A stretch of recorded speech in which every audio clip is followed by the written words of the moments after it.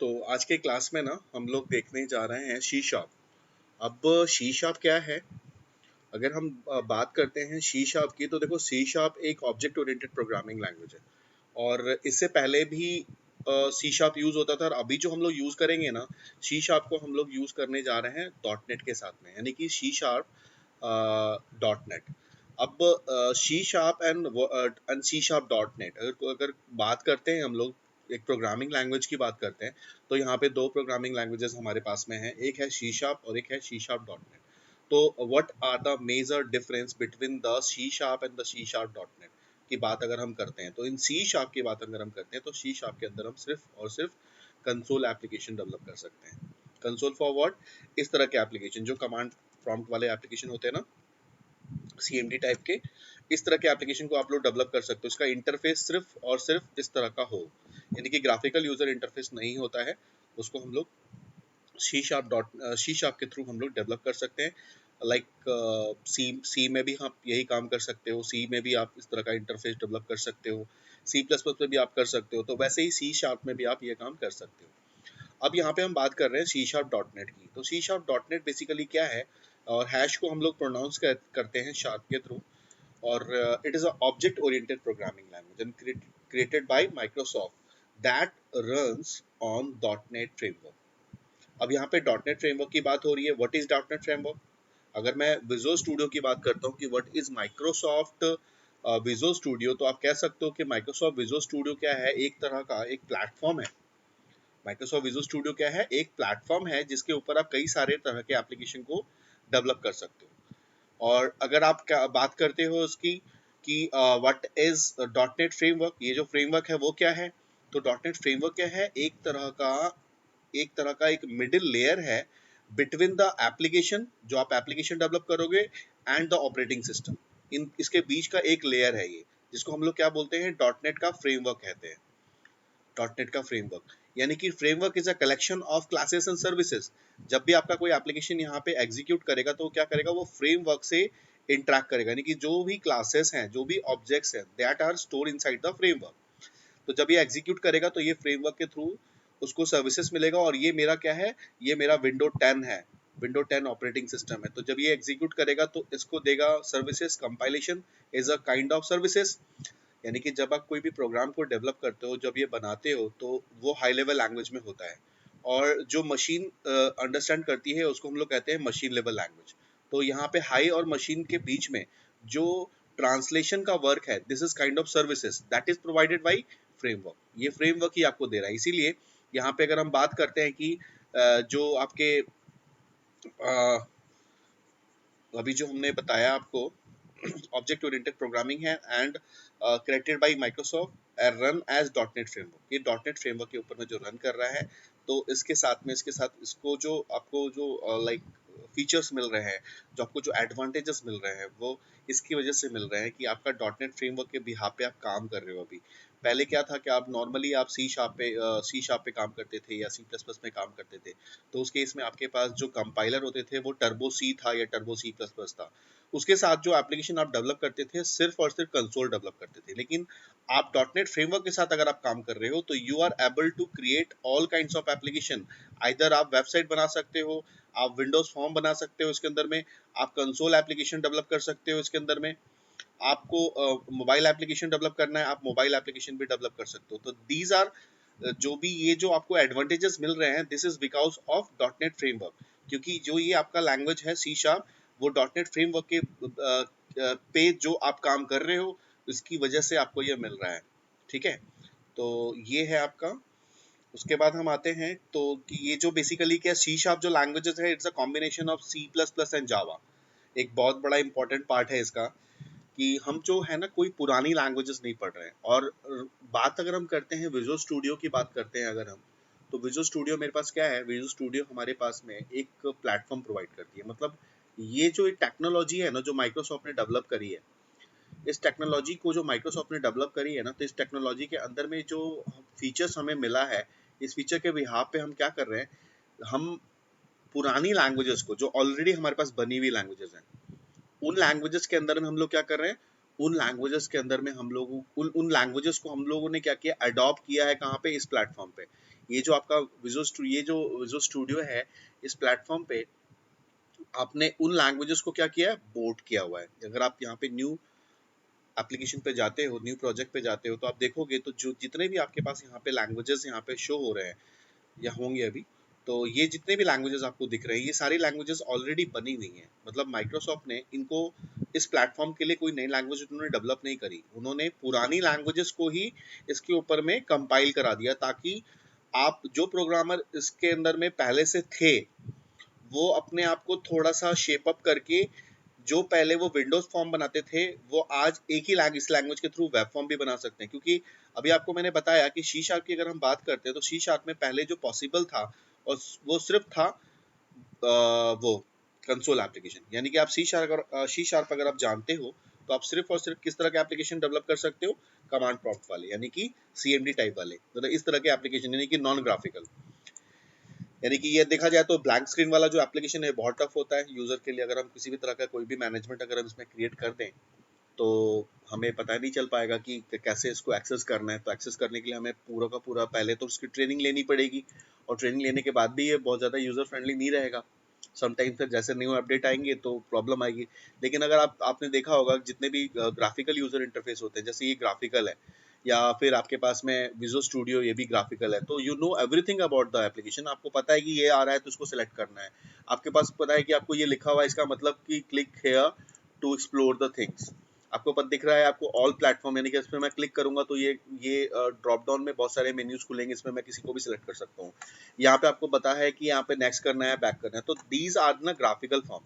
तो पहले क्या हो रहा था, पहले जो हम लोग एप्लीकेशन डेवलप करते थे ना इसके अंदर में, तो इसमें हम सिर्फ और सिर्फ क्या करते थे, हम लोग सिर्फ और सिर्फ इसके अंदर में विंडोज फॉर्म का ही काम करते थे, मतलब सॉरी कंसोल का ही काम करते थे। लेकिन यहाँ पे हम कंसोल के साथ साथ हम वेब का भी काम करते हैं, और वेब के साथ साथ हम मोबाइल एप्लीकेशन को भी डेवलप करते हैं। जो पहले हम लोग सी प्लस प्लस के अंदर में कंसोल एप्लीकेशन डेवलप करते थे, और जो हम जावा के अंदर में हम विंडोज फॉर्म बनाते थे, आज यहाँ पे सी शार्प के थ्रू हम लोग वेब, विंडोज, कंसोल, मोबाइल, यानी सारे तरह के एप्लीकेशन को डेवलप करते हैं। तो इसका जो लेटेस्ट वर्जन है, ये है सी शार्प 11। ठीक है, इसका जो लेटेस्ट करंट जो वर्जन अभी चल रहा है, अगर 2022 के साथ में अगर आप देखते हो, जो अभी आप यूज कर रहे हो, उसके साथ जो लेटेस्ट वर्जन है, दिस इज 11। अगर आप इंटरव्यू वगैरह में जाओगे तो आपसे पूछ सकते हैं कि आप कौन सा लेटेस्ट वर्जन इसका चल रहा है, तो आपको बताना पड़ेगा कि ये है। द मोस्ट इंपॉर्टेंट थिंग इसमें से जो हम लोगों ने फाइंड आउट किया, वो क्या कि एक तो ऑब्जेक्ट ओरिएंटेड प्रोग्रामिंग लैंग्वेज है। तो ऑब्जेक्ट ओरिएंटेड का मतलब हो गया कि एब्स्ट्रैक्शन, इनकैप्सुलेशन, पॉलीमॉर्फिज्म और इनहेरिटेंस जैसे पिलर्स को सपोर्ट करता है, ऑब्जेक्ट एंड क्लासेस में वर्क करता है। दूसरा इंपॉर्टेंस हमने क्या देखा कि it's a combination of C, C plus plus and Java. मतलब फैमिलियर है बिल्कुल, यानी कि अगर हम कोई भी इंजीनियरिंग करते हैं तो उसके अंदर हमें सबसे पहले सी प्लस प्लस और जावा पढ़ाया जाता है। तो उसी का कॉम्बिनेशन है, यानी कि अगर आपको वो लैंग्वेज आती है तो बड़े इजी तरीके से आप इसको अंडरस्टैंड कर सकते हो। अब उसके साथ अब क्या है कि सी शार्प को यूज करके आप कई तरह के एप्लीकेशन को डेवलप कर सकते हो, चाहे आप मोबाइल एप्लीकेशन हो, चाहे वो डेस्कटॉप एप्लीकेशन हो। Desktop for what? डेस्कटॉप मतलब विंडोज एप्लीकेशन, जैसे कि आपने टैली का नाम सुना होगा, वो डेस्कटॉप एप्लीकेशन है, तो उस तरह के एप्लीकेशन को भी डेवलप कर सकते हो। कुंडली है, या कुछ किसी तरह का कोई गेम है जो कि आपने डेस्कटॉप पे इंस्टॉल किया है, उसको बना सकते हो। वेब एप्लीकेशन जैसे कि facebook.com हो गया, gmail.com जैसे एप्लीकेशन को डेवलप कर सकते हो। उसी तरह से वेब सर्विसेज बना सकते हो। यानी कि वेब सर्विसेज क्या होता है कि जैसे आपने देखा होगा बहुत सारे बैंक्स है, तो बैंक्स के अंदर में क्या होता है कि कॉमन सबके जो अकाउंट नंबर होते हैं बैंक के कस्टमर के, वो सबके सेम होते हैं। आइदर जो क्रेडिट कार्ड है उसका एक ही कस्टमर है, उसका क्रेडिट कार्ड भी है, उसका अपना अकाउंट भी है, उसके कुछ शेयर्स भी है। तो वो क्या होता है कि उनके लिए कुछ उन्होंने कुछ सर्विसेज क्रिएटेड कर देते हैं जो सर्वर पे होता है, और वो सर्विसेज के थ्रू वो सारे जगह पे सारे जगह सारे पार्ट में वो एप्लीकेशन को उस तरह की सर्विसेज देता है। जैसे मोबाइल में मोबाइल की सर्विसेज देगा, वेब पे वेब की सर्विसेज देगा, और जो डेस्कटॉप पे काम करते हैं, यानी कि जो इंटरनल पार्ट होते हैं, एम्प्लॉयज होते हैं उनके, तो इंटरनल जो एम्प्लॉयज होते हैं उनको अपने इंटरनल पार्ट के मैनेजमेंट को, सर्विसेज को वो देता है। तो बेसिकली हम लोग क्या कर सकते हैं, यहाँ पे हम लोग कुछ वेब सर्विसेज बना सकते हैं, और उस वेब सर्विसेज को जैसे मोबाइल एप्लीकेशन पे और डेस्कटॉप एप्लीकेशन पे या कंसोल एप्लीकेशन पे हम सबको सर्विसेज प्रोवाइड कर सकते हैं। तो ये हमारा होता है वेब सर्विसेज। उसके साथ वेबसाइट्स हो गई, यानी कि वेब एप्लीकेशन हो गई और वेबसाइट्स हो गई। वेब एप्लीकेशन तो same, both are same thing. अगर आप वेबसाइट की बात करते हो और ये बात करो, दोनों सेम थिंग है। एक वेब पोर्टल होता है, पोर्टल का मतलब कलेक्शन ऑफ वेबसाइट्स, बहुत सारी वेबसाइट्स को मिला के हम पोर्टल बनाते हैं। जैसे कि अमेजोन है, अमेजोन एक पोर्टल है, राइट। तो इस तरह से हम लोग पोर्टल भी बना सकते हैं और वेबसाइट भी बना सकते हैं। उसके बाद हम जाते हैं इस पे गेम्स पे, हम लोग वेब्स भी बना सकते हैं। हम लोग वर्चुअल हम लोग वर्चुअल क्रिएट कर सकते हैं, वर्चुअल रीडर। मतलब अगर हमें सपोज कर लो कोई हमारे पास बार कोड है और हम बार कोड को रीड करना चाहते हैं, तो हम लोग इस तरह से वर्चुअल रीडर भी बना सकते हैं। यहाँ पे डेटाबेस एप्लीकेशन भी हम डेवलप कर सकते हैं, जैसे एसक्यूएल सर्वर एक डेटाबेस है, उस तरह का डेटाबेस एप्लीकेशन भी हम लोग बना सकते हैं। जैसे आपको ये दिखाया था मैंने, एसक्यूएल सर्वर दिखाया था, ये एसक्यूएल सर्वर है, ये भी एक तरह से विंडोज एप्लीकेशन है। तो ये भी एक किसी ना किसी लैंग्वेज में बनी हुई है ना, तो ये बता रहा है कि आप सी शार्प के थ्रू इस तरह के एप्लीकेशन को भी डेवलप कर सकते हो, एसक्यूएल सर्वर टाइप का सर्वर बना सकते हो, राइट। और एंड मच मोर, बहुत सारी चीजें आप इसमें कर सकते हैं। तो these are the importance of the C sharp, ठीक है। तो क्या देखा आपने, C sharp is a combination of C, C plus plus and Java, and it's a fully object oriented programming language, ठीक है, in which we can develop all kinds of application, चाहे वो वेब हो, विंडोज हो, या mobile हो, या console हो, any we can create all kinds of application with the help of C sharp on dot net platform. सिर्फ डॉटनेट प्लेटफॉर्म पे आप ये बना सकते हो। विदाउट डॉटनेट प्लेटफॉर्म अगर आप इसको सोचते हो तो you can create only console application, आप सिर्फ कंसोल ही बना पाओगे सी शार्प के थ्रू, ठीक है। तो अब देखते हैं यहाँ पे कि सी शार्प के अंदर में वेरिएबल्स क्या होते हैं। वेरिएबल्स का मतलब क्या होता है कि अगर हम किसी भी ऑब्जेक्ट को अगर हम डिक्लेयर करते हैं तो वो वेरिएबल कहलाता है। किसी भी ऑब्जेक्ट को अगर आप डिक्लेयर करते हो तो वेरिएबल कहलाता है। वेरिएबल फॉर व्हाट, अगर मैं कोई एक एप्लीकेशन ओपन कर लेता हूँ, यहाँ पे कंसोल एप्लीकेशन ले लेते हैं,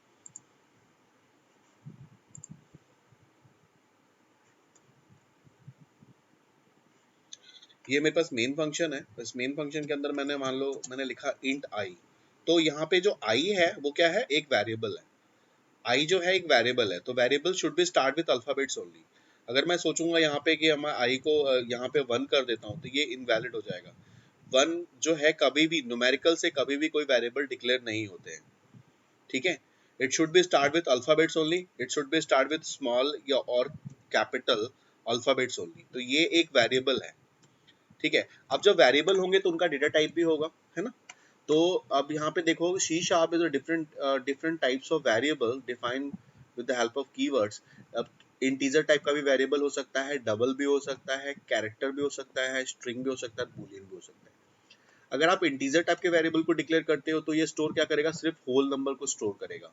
अगर डबल को करते हो तो डबल में क्या होगा, फ्लोटिंग पॉइंट लेगा, बट फ्लोटिंग पॉइंट भी एक लाइक रेंज तक लेगा, जैसे 19.99 से लेके 19 पॉइंट प्लस से लेके माइनस तक लेगा। उसी तरह से यहाँ पे 123 प्लस से लेके माइनस तक लेगा। फिर कैरेक्टर की बात अगर आप करते हो तो कैरेक्टर में सिंगल कैरेक्टर सिर्फ लेगा, सिर्फ ओनली सिंगल कैरेक्टर। तो बेसिकली आप देखा जाए तो उसको डेटा टाइप्स में भी कंसीडर कर सकते हो कि सी शार्प के अंदर में variable is depending on the data types. अगर मैं कोई भी वेरिएबल को अगर ले रहा हूँ, एक्स वाई जेड कोई भी वेरिएबल अगर मैं डिक्लेयर करता हूँ, तो it should have a data type. अगर डेटा टाइप नहीं है तो वेरिएबल नहीं होगा। और मैं सीधा सिर्फ यहाँ पे आई लिख दूंगा, सिर्फ मैं आई लिख देता हूँ, तो आई क्या है, व्हाट इज आई। तो आई देखो आपने इनपुट करा, ओनली आई लिख दिया, तो आई को ये डिनोट नहीं कर पाएगा कि आई है क्या, ठीक है। आई ये है क्या, तो आई को क्या करेगा, मेरा कंपाइलर उसको एरर शो करेगा कि आई इज अ एरर। बट आपको बताना पड़ेगा कि आई क्या है, तो आई है एक इंटीजर टाइप का वेरिएबल, तो आई इज अ वेरिएबल, ठीक है। तो उस तरह से आप यहाँ पे बता सकते हैं। उसी तरह से डबल हो सकता है, कैर हो सकता है, स्ट्रिंग हो सकता है, और बूलियन होता है। बूलियन मतलब बूलियन टाइप, यानी कि ट्रू एंड फॉल्स तरह की वैल्यू जो होती है हम लोग उसके साथ पास कर सकते हैं। टाइप, आपको टाइप, अगर आप डिक्लेरेशन की बात करते हो तो आपको सबसे पहले टाइप देना होता है, और टाइप के वेरिएबल का नेम, उसकी वैल्यूज, है ना। अगर आप चाहो, जैसे आपने यहाँ पे लिखा है, आपने लिखा इंट आई, आपने लिखा इंट आई, आई की वैल्यू यहाँ पे आप डिफाइन कर सकते हो। ये असाइनमेंट ऑपरेटर हो गया, equals to assignment operator. Int is a data type, I is a variable, and 10 is a value of I, ठीक है। तो इस तरह से आप यहाँ पे डिफाइन कर सकते हैं। तो डिक्लेरेशन एंड डेफिनेशन ये हो गया, इसको क्या बोलते हैं यहाँ पे डिक्लेरेशन और इसको डेफिनेशन कहते हैं। यहाँ डिक्लेरेशन हो रहा है, हमने आई को डिक्लेयर किया है और उसकी डेफिनेशन हमने क्या कर दी 10। उसी तरह से आप स्ट्रिंग टाइप के वेरिएबल को भी आप डिक्लेयर कर सकते हो, बना सकते हो, ठीक है। सो नेक्स्ट देखते हैं डिक्लेरेशन ऑफ वेरिएबल। वेरिएबल के अंदर में आप मल्टीपल वेरिएबल को एक साथ आप डिक्लेयर कर सकते हो, जैसे कि आपको चाहिए कि कई सारे वेरिएबल है एक्स वाई जेड, एक साथ अगर आप चाहते हो कि एक्स वाई जेड वेरिएबल्स हमारे पास डिक्लेयर हो जाए तो आप इस तरह से भी कर सकते हैं। जैसे कि अगर मैं चाहूँ कि आई की वैल्यू, मतलब मुझे 3 वेरिएबल लेना है और तीनों वेरिएबल में मुझे कैलकुलेशंस करनी है, तो मैं यहाँ पे इस तरह से स्पेसिफाई कर सकता हूँ आई जे के।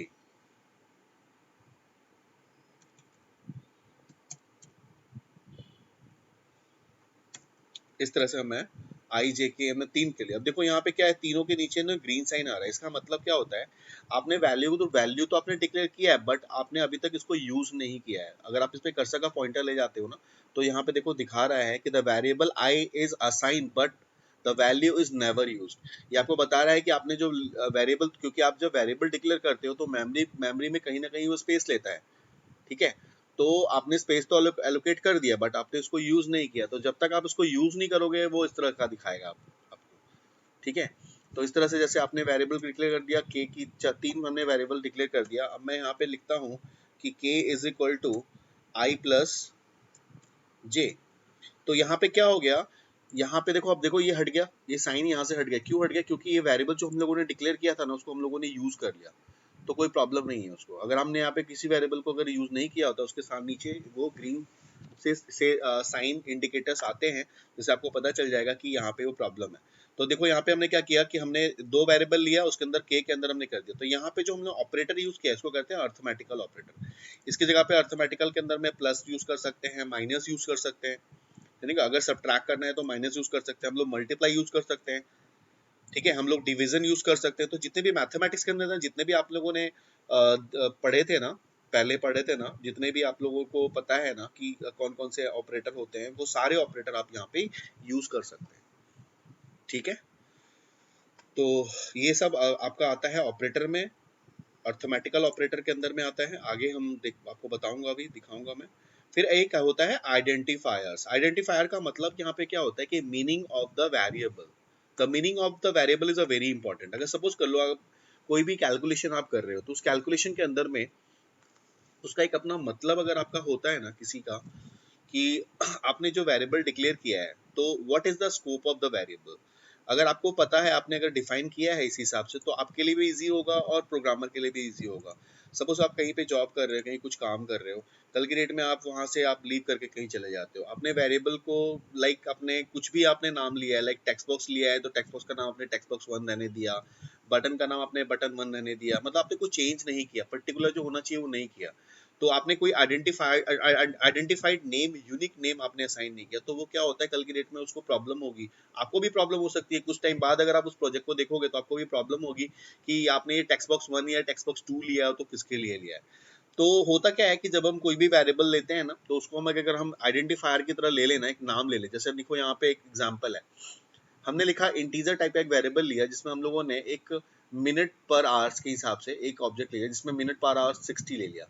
तो यहाँ पे क्या है, ये तो हमारा एक वेरिएबल हो गया और उसके अंदर मैंने एक 60 वैल्यू ले ली।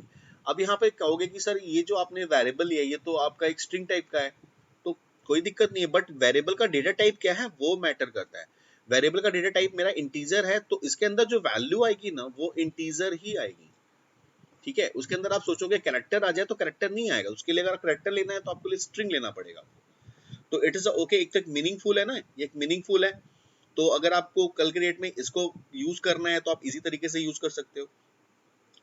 अगर आप सिर्फ यहाँ पे एम लिख देते हो तो ये क्या है, ये ओके नहीं है, देखा जाए तो ये ओके नहीं है ना। एम को तो आप कुछ भी समझ सकते हो, एम क्या है पता नहीं, यूजर को पता नहीं चल पाएगा कि एम क्या है, बट यहाँ पे अगर मीनिंगफुल वर्ड रहेगा तो उसको पता चलेगा। तो इट इज कॉल्ड आइडेंटिफायर। आप किसी भी चीज को यूनिक नेम असाइन कर सकते हो। जैसे आप वेब फॉर्म वगैरह बना रहे थे तो आपने देखा होगा फॉर्म्स वगैरह पे जो आपने टेक्स्ट बॉक्सेस लिए थे या बटन्स लिए थे, तो मैंने आपको बताया था कि हर एक बटन का एक नाम होना चाहिए, हर एक टेक्स्ट बॉक्स का एक नाम होना चाहिए। तो इसको हम लोग यहाँ पे आइडेंटिफायर्स कहते हैं। उसके बाद हम आते हैं सी शार्प के डेटा टाइप्स, वही जो मैंने आपको बताए थे सारे सी शार्प के वही डेटा टाइप्स होते हैं। जैसे इंटीजर है तो इंटीजर, लॉन्ग, फ्लोट। इंटीजर और लॉन्ग की बात अगर हम करते हैं तो देखो इंटीजर के अंदर में 4 बाइट यूज करता है, ठीक है। इंटीजर के अंदर में 4 बाइट यूज करता है, स्टोर करता है whole number that should be start with minus this to plus this. इस रेंज से लेके इस रेंज के अंदर में वैल्यू को वो मेंटेन करता है। तो इसका एक ये कैलेंडर है, मैं आप लोगों को ये पूरी फाइल शेयर कर दूंगा आफ्टर द क्लास, तो आप इस चीज को देख लेना कि एक है, इसको याद करना उतनी जरूरी नहीं है, बस आप 4 बाइट आपको याद रहेगा तो you can calculate the value कि आपको क्या करना है। उसी तरह से अगर आप लॉन्ग की बात करते हो तो लॉन्ग के अंदर में भी होल नंबर लेता है बट उसका रेंज डबल हो जाता है। जैसे ये 4 बाइट है ना तो ये 8 बाइट हो जाएगा, ठीक है। उसके बाद हम आते हैं फ्लोट में। फ्लोट में क्या होता है, फ्लोट के अंदर में आपका फ्रैक्शन वैल्यू लेता है। 4 बाइट यूज करेगा बट फ्रैक्शनल में लेगा। फ्रैक्शन का मतलब क्या कि पॉइंट्स के बाद 6 to 7 डेसिमल डिजिट ओनली, मतलब जो पॉइंट्स के बाद आप 6 to 7 नंबर्स तक, डेसिमल नंबर तक ही आप ले सकते हो in float that contain only 4 byte. उसके बाद आता है डबल। डबल के अंदर जिसका डबल हो जाएगा तो डबल में क्या हो जाएगा, ये 15 तक चला जाएगा, यानी कि पहले ये 6 तक था, 7 तक था, अब ये 15 तक लेगा, यानी कि डेसिमल पॉइंट के बाद 15 डेसिमल डिजिट तक ये लेगा, कैलकुलेट कर सकता है। उसी तरह से बूल आता है। बूल में 1 बाइट यूज होता है, 1 बिट होता है, और बिट में अंदर में या तो ट्रू जाएगा या फॉल्स जाएगा। Either it can store true, neither it can store false. उसके बाद कैर है। कैर के अंदर में 2 बाइट यूज करते हैं जिसके अंदर में storing the single character value, कोई भी सिंगल कैरेक्टर, सराउंडिंग वैल्यूज, कोई होल वैल्यूज आपकी हो सकती है कैर के। जैसे कि कैर के मतलब जो वेरिएबल मैंने आपको अभी बताए हैं उनका डेटा टाइप्स, इनको, ये तो आपके डेटा टाइप्स है। It should be declare firstly whenever you declare the variable, उसके बाद आप उसको क्या कर सकते हो, यूज कर सकते हो। तो जैसे हमने कोई सपोज को कैर के नाम से एक वेरिएबल लिया ए, और ए की वैल्यू मैंने कर दी कैपिटल ए, तो the A assign A small A assign as a capital A, ठीक है। इस तरह से आप उसको असाइन कर सकते हैं। और अब बात आते हैं इस पे, नेक्स्ट हो गया बुलिंग के बाद हो गया कैरेक्टर, कैरेक्टर के बाद स्ट्रिंग। स्ट्रिंग का मतलब स्ट्रिंग के अंदर में 2 बाइट्स पर कैरेक्टर, यहाँ पे कह रहा है 2 बाइट्स पर कैरेक्टर, एक कैरेक्टर के लिए 2 बाइट यूज करता है, सोचो। और 2 बाइट्स के अंदर में क्या होता है, यहाँ पे कोई साइज का नहीं होता। अगर आप कोई डबल कोट्स के अंदर में कोई भी वैल्यू अगर असाइन करते हो तो ये क्या करता है, उसको उसके अंदर में जितनी भी वैल्यूज होंगी जो डबल कोट्स के अंदर आप असाइन कर रहे हो, that will be calculated inside the string. और हर कैरेक्टर के लिए वो क्या करता है, असाइन करता है पर 2 बाइट्स पर कैरेक्टर, यानी कि ऑटोमेटिकली असाइन करता है।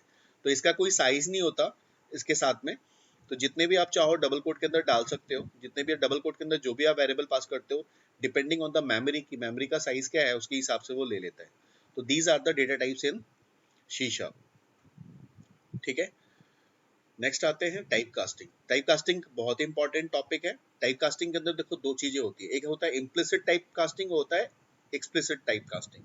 टाइप कास्टिंग का मतलब एक टाइप को दूसरे टाइप में चेंज करना। अब कैसे चेंज करना, क्यों चेंज करेंगे, अब जैसे मान लो किसी मैंने यूजर से वेरिएबल लिया, यहाँ से प्रोग्राम के अंदर में मैंने कैलकुलेशन करी, कैलकुलेशन में करने के बाद मैंने फाइनली आउटपुट के में दिखाना है। अब के के अंदर में डिवीजन आ गया, मतलब यहाँ पे हमने डिवाइड कर दिया, यहाँ पे अगर मैं उसको मल्टीप्लाई कर देता हूँ, प्लस कर देते हैं, यहाँ पे मैंने प्लस कर दिया। अब के अंदर वैल्यू आनी है। अब के की वैल्यू को मुझे अगर शो कराना है तो मैं क्या करूंगा, के को डॉट टू स्ट्रिंग में मुझे कन्वर्ट करना पड़ेगा। अगर मैं स्ट्रिंग में कन्वर्ट नहीं करूंगा तो मुझे के की वैल्यू को मैं आउटपुट नहीं दिखा सकता, क्योंकि जब भी आपका आउटपुट शो करेगा तो वो स्ट्रिंग फॉर्मेट में शो करेगा। तो मुझे इसकी वैल्यू चेंज करनी पड़ेगी, जब पहले कैलकुलेशन करेंगे उसकी वैल्यू चेंज करेंगे। तो वहां पे हम लोग उस तरह के मैकेनिज्म को यूज करते हैं। जैसे आपको टेक्स्ट बॉक्स की बात आप करते हो, अगर आपने वेब फॉर्म बनाया था तो वेब फॉर्म के अंदर आपने देखा होगा, एक वेब फॉर्म को भी ओपन कर लेते हैं। जो लास्ट टाइम आप लोगों ने एप्लीकेशन डेवलप किया था उसमें मैं आपको छोटा सा कैलकुलेटर भी बना के दिखाता हूँ, जिसके अंदर में हम लोग इस तरह के कैलकुलेशन के पार्ट को हैंडल कर लेंगे। अब यहाँ पे देखो, यहाँ पे जो 2 तरह के टाइप कास्टिंग होती है, एक टाइप कास्टिंग जो है एक इम्प्लिसिट है, दूसरा है एक्सप्लिसिट। इनका मतलब क्या है, इम्प्लिसिट का मतलब क्या होता है कि अगर आपका ऑटोमेटिक, इसको कहते हैं ऑटोमेटिकली, जहाँ पे converting a small data type to a large data type, मतलब स्मॉल डेटा टाइप से अगर आप लार्ज डेटा टाइप में कन्वर्शन करते हो तो उसको हम लोग क्या बोलते हैं, इम्प्लिसिट। तो इसमें कैसे होगा, जैसे कि सपोज कर लो इंटीजर है, कैरेक्टर है, कैरेक्टर एक स्मॉल है, डेटा टाइप है, कैरेक्टर के बाद फिर आपने क्या किया, कैरेक्टर के बाद आपने इंटीजर में कन्वर्ट करी, इंटीजर के बाद आपने लॉन्ग में कन्वर्ट किया, लॉन्ग के बाद आपने फ्लोट में किया, फ्लोट के बाद आपने डबल में किया। यानी कि आपने यहाँ पे 2 बिट से लेके 4 बिट में किया, 4 से आपने 8 में किया, 8 में किया, 8 के बाद आपने फिर डेसिमल पॉइंट फ्लोटिंग में करी, फ्लोटिंग में फ्लोट के बाद फिर आपने डबल में कर दिया, 8 डेसिमल पॉइंट्स में कर दिया आपने। तो देखा जाए तो इस तरह के जो कन्वर्जन होंगे आपके कोड के अंदर में, इस तरह का जो कोई भी कन्वर्जन होता है, यानी कैरेक्टर को आपने इंटीजर में कन्वर्ट किया। सब कैरेक्टर क्या है, इनपुट वैल्यू क्या आपने डाली, इनपुट वैल्यू आपने डाली कैरेक्टर, और आपने कैलकुलेट किया, फिर वापस आपने उसको क्या किया, फिर आपने कन्वर्ट कर दिया। तो उस तरह के जो कन्वर्जन होंगे उसको हम लोग कहेंगे इम्प्लिसिट कास्टिंग।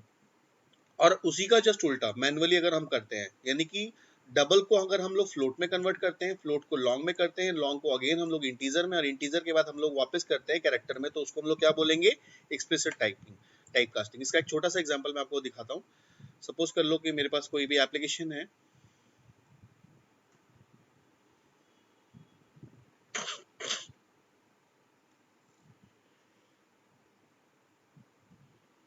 ये आपका ASP.NET C# में है, लेकिन हमने वेब फॉर्म लिया हुआ है। उस वेब फॉर्म के अंदर एक छोटा सा कैलकुलेटर बनाते हैं, जिसके अंदर में आपको ये चीज समझ में आ जाएंगी। टाइप कास्टिंग मतलब converting the type from one type to another type is called type casting, है ना। एक टाइप को दूसरे टाइप को में चेंज करना टाइप कास्टिंग होता है। अब मान लो मेरे पास में एक वेब फॉर्म है, और कैलकुलेटर के नाम से मैंने एक छोटा सा फॉर्म ले लिया।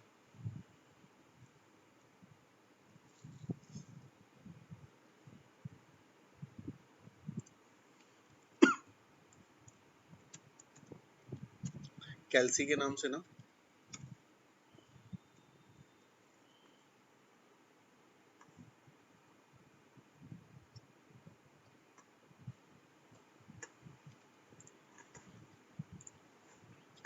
इसका यूआई थोड़ा डिजाइन कर लेते हैं।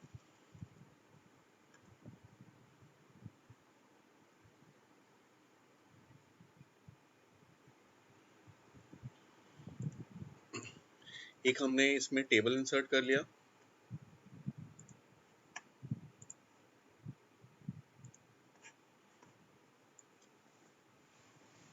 तो अपने अकॉर्डिंगली हमने थोड़ा इसको रीसाइज भी कर लिया। और यहाँ पे मैं टाइप करने जा रहा हूँ एंटर नंबर। एक यूजर यहाँ पे एक नंबर एंटर करेगा, और उसके बाद एक और नंबर एंटर कराना है उसको। तो column insert a column right, enter second number, यहाँ पे सेकंड नंबर डालेगा वो।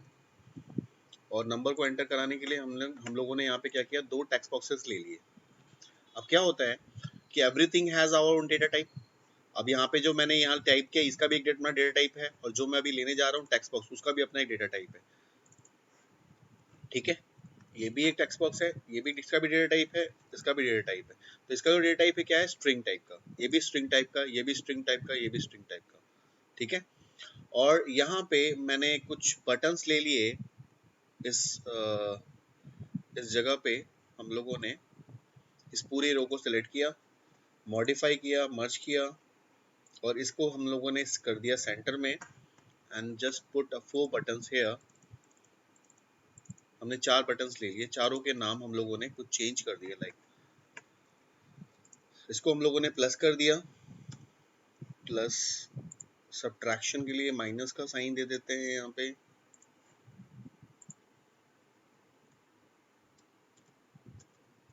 सब्ट्रैक्शन के लिए दे दिया। मल्टीप्लिकेशन के लिए हम लोग यहाँ पे मल्टीप्लिकेशन का साइन दे देते हैं, और डिवीजन का साइन दे देते हैं, ठीक है। और चाहो तो इसकी प्रॉपर्टी को चेंज कर सकते हो, लाइक इसको बोल्ड कर सकते हो, और इसका साइज भी चाहो तो यहाँ से इंक्रीज कर सकते हो, ठीक है, just like showing like this. तो एक तरह से ये बटन इस तरह का आपका बन जाता है। ये उसकी प्रॉपर्टी है। उसका सेम साइज करना चाहते हो तो आप प्रॉपर्टीज में जाके उसके साइज को कॉपी कर सकते हो, और सेम साइज को हर जगह पे पेस्ट कर सकते हो।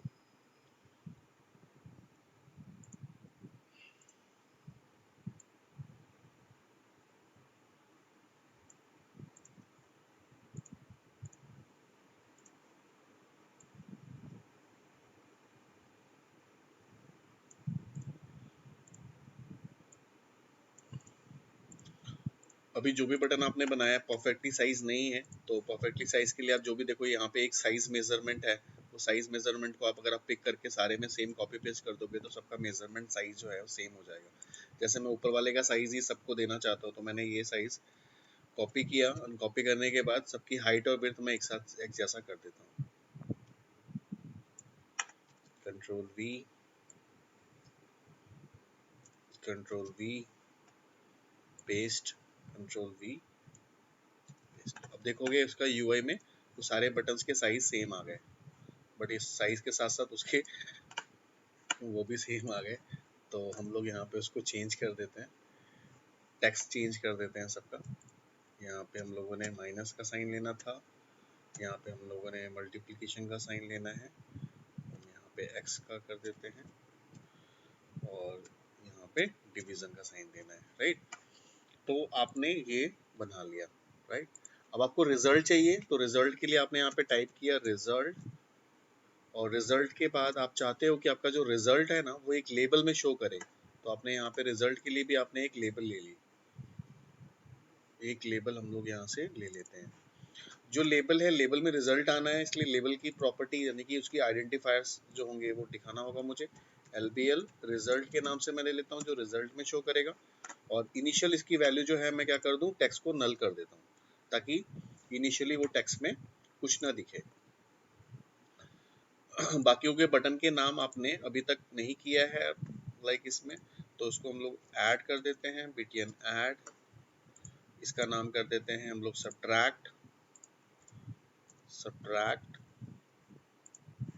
इसका नाम हम लोगों ने कर दिया मल्टीप्लिकेशन, मल। और इसका नाम हम लोग कर देते हैं डिवीजन, DIV। ठीक है, हम लोगों ने आइडेंटिफायर भी यूज कर लिया इसमें। अभी टेक्स्ट बॉक्स है, उसके भी नाम चेंज करने पड़ेंगे हमें। इसका नाम कर देते हैं हम लोग TXT1, TXT1 and this is TXT2। अब क्या हो रहा है कि TXT1 और TXT2 के अंदर में मैं यहाँ पे वैल्यू डालूंगा, यानी कि यूजर क्या करेगा, वैल्यू इनपुट करेगा। इनपुट करने के बाद वंस ये user click on this button, तो ये क्या कर दे, दोनों को ऐड करके यहाँ पे रिजल्ट शो करना चाहिए, है ना। ये मेरा प्राइमरी आउटपुट है। तो क्या है कि ये जो टेक्स्ट बॉक्स है ना, ये स्ट्रिंग टाइप का है। अगर आपने दोनों स्ट्रिंग को जोड़ा, दोनों को स्ट्रिंग को जोड़ोगे तो क्या होगा, अगर यहाँ पे मैं एंटर करता हूँ 1 और यहाँ पे ऐड करता हूँ 1, तो दो स्ट्रिंग को अगर हम जोड़ेंगे तो आउटपुट आएगा 11। क्यों? क्योंकि दोनों को टाइप वो क्या करेगा, कॉनकैटिनेट कर देगा, दो स्ट्रिंग को कॉनकैटिनेट कर देगा प्लस का साइन। लेकिन मुझे क्या करना है, मुझे कैलकुलेशन परफॉर्म करना है, अर्थमेटिकल कैलकुलेशन परफॉर्म करना है। तो जैसे मैं इस बटन पे क्लिक करूंगा, इस बटन पे हम क्लिक करते हैं, तो यहाँ पे क्या है, जो मेरा इनपुट वैल्यू है वो क्या है, इनपुट वैल्यू जो मेरा है वो है स्ट्रिंग टाइप का। अब मुझे इनपुट वैल्यू को इंटीजर में कन्वर्ट करना है, तो मेरे को इंटीजर टाइप का एक वेरिएबल लेना पड़ेगा, है ना। तो मैंने इंटीजर टाइप का एक वेरिएबल ले लिया i। हमने क्या किया, इंटीजर टाइप का एक वेरिएबल ले लिया i, और i के अंदर हमने क्या किया, i को अब मुझे चेंज करना है किसमें, i जो है मेरा इंटीजर है, और मुझे किसको चेंज करना है, मुझे स्ट्रिंग को चेंज करना है i इंटीजर के अंदर में। तो स्ट्रिंग का नाम क्या है, TXT1। तो मैं लिखूंगा यहाँ पे एक फॉर्मेट है int डॉट पार्स, पार्स एक कीवर्ड है, int डॉट पार्स किसको चेंज करना चाहते हो, तो TXT1 डॉट टेक्स्ट, यानी TXT1 के टेक्स्ट को मुझे चेंज करना है। तो this is a syntax to change the value from one type to another type, यानी कि यहाँ पे आपने क्या किया, स्ट्रिंग को चेंज किस में किया, इंटीजर में। अब आप आ जाओ इसमें, अब आपने क्या किया, स्ट्रिंग को अगर आप चेंज कर रहे हो, स्ट्रिंग को अगर आप चेंज कर रहे हो किसमें, इंटीजर में, तो आप किस पैटर्न में आओगे, आपने स्ट्रिंग आपके पास में है, यानी कि आपके पास एक आपने जो इनपुट डाला वो क्या है, एक स्ट्रिंग टाइप का है, और स्ट्रिंग को आपने चेंज किया इसमें, तो आपकी जो टाइप कास्टिंग क्या हो गई, आपकी टाइप कास्टिंग हो गई इम्प्लिसिट टाइप कास्टिंग हो गई आपकी। ठीक है, तो अब उसके बाद फाइनली आप क्या करोगे, फाइनली आई की वैल्यू तो ये हो गई सेम। अब मुझे सेकंड वैल्यू को भी चेंज करना पड़ेगा, इसकी वैल्यू को भी चेंज करना पड़ेगा, सेकंड टेक्स्ट बॉक्स को। तो सेम वही मैं रिपीट करूंगा, इंट जे, एक जे मैंने एक वेरिएबल लिया, और जे के अंदर हमने क्या किया, देखो अभी अपने आप ऑटोमेटिकली आ गया, उसको पता चल गया कि सेकंड वाला लाइन भी यही होना है, क्योंकि आपने एक वेरिएबल और डिक्लेयर किया है, तो यहाँ डबल टैप कर दो, तो यहाँ पे हमने दोनों को टाइप चेंज कर दिया, यानी कि यहाँ पे स्ट्रिंग को हम लोगों ने, यानी कैरेक्टर को हम लोगों ने किस में चेंज कर दिया, इंटीजर में। तो ये हो गया इम्प्लिसिट टाइप कास्टिंग। अब फाइनली मुझे क्या करना है, अब मैं आई और जे को प्लस माइनस करा सकता हूँ। तो मैंने क्या किया, एक इंट आर नाम से एक वेरिएबल लिया तीसरा, और इसमें मैंने आई को क्या कर दिया, आई प्लस जे कर दिया, आई प्लस मैंने जे कर दिया। अब मैंने फाइनली क्या करना है, आउटपुट का आउटपुट किस में आया, आर में। आर मुझे किस में दिखाना है, तो मुझे इस लेबल में दिखाना है, जिस लेबल का नाम क्या है, एलबीएल रिजल्ट। एलबीएल रिजल्ट के अंदर मुझे दिखाना है, तो मैं यहाँ पे क्या करूंगा, यहाँ पे मुझे लिखना होगा एलबीएल रिजल्ट का टेक्स्ट, डॉट टेक्स्ट। डॉट का मतलब क्या होता है, का, यानी कि एलबीएल रिजल्ट का जो टेक्स्ट होगा, व्हाट आई वांट, तो एल के रिजल्ट के अंदर मुझे आर शो करना है। अगर मैं सिर्फ आर कर दूं तो वो गलत हो जाएगा।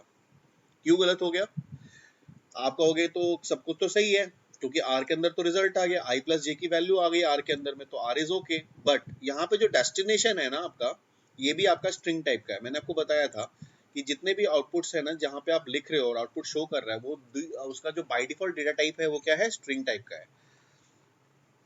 तो उसकी वैल्यू जो है वो स्ट्रिंग में जाती है। तो यहाँ पे लेबल जो है वो भी स्ट्रिंग टाइप का है। तो यहाँ पे हम लोग अगर हम आर लिख देंगे तो वो गलत हो जाएगा। फिर हम क्या करेंगे, डॉट टू स्ट्रिंग करेंगे। तो यानी कि हम लोग दूसरा जो टाइप कास्टिंग यूज कर लिए, क्या कर लिए अपने, एक्सप्लिसिट टाइप कास्टिंग। ये हो गया एक्सप्लिसिट, ये हो गया इम्प्लिसिट। ठीक है, ये हो गया हमारा इम्प्लिसिट टाइप कास्टिंग, और ये जो हो गया वो हमारा एक्सप्लिसिट टाइप कास्टिंग होगी। क्योंकि वापस हमने क्या किया, वापस हमने इंटीजर को हम लोगों ने वापस स्ट्रिंग में कन्वर्ट किया, यानी कैरेक्टर में कन्वर्ट कर दिया। तो ये दो डेफिनेशन आपकी हो गई। अब मैं इसको अगर रन कराता हूँ प्रोग्राम को, सेट ए स्टार्ट पेज, और सेम मैकेनिज्म को मैं यहाँ से कॉपी कर रहा हूँ, हर बार मुझे जरूरत पड़ेगी इसमें। तो मैं इसको कॉपी करता हूँ, कॉपी करने के बाद मैंने सबट्रैक्ट पे भी पेस्ट कर दिया, सिर्फ मैंने यहाँ पे साइन चेंज कर दिए, अर्थमेटिकल ऑपरेटर के साइन चेंज कर दिए। मल्टीप्लिकेशन कराना है मुझे, पेस्ट किया, मल्टीप्लिकेशन के साइन चेंज कर दिए हमने, मल्टीप्लाई जो अर्थमेटिकल ऑपरेटर है मेरा, और डिवाइड के अंदर में हम लोगों ने डिवीजन के साइन चेंज करने हैं। ठीक है, अब मैं इसे एग्जीक्यूट कराता हूँ।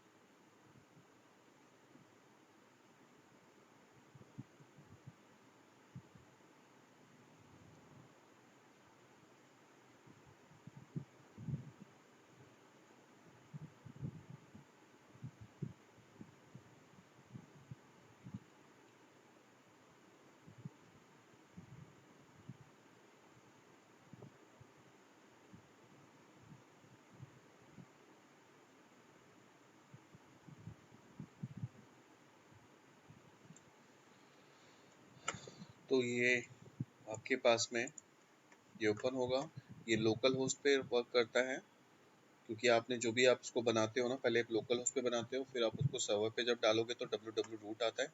अभी क्या है, हमने सिर्फ बटन का एट्रीब्यूट चेंज किया था, इसको नहीं चेंज किया तो थोड़ा सा अजीब सा लग रहा है।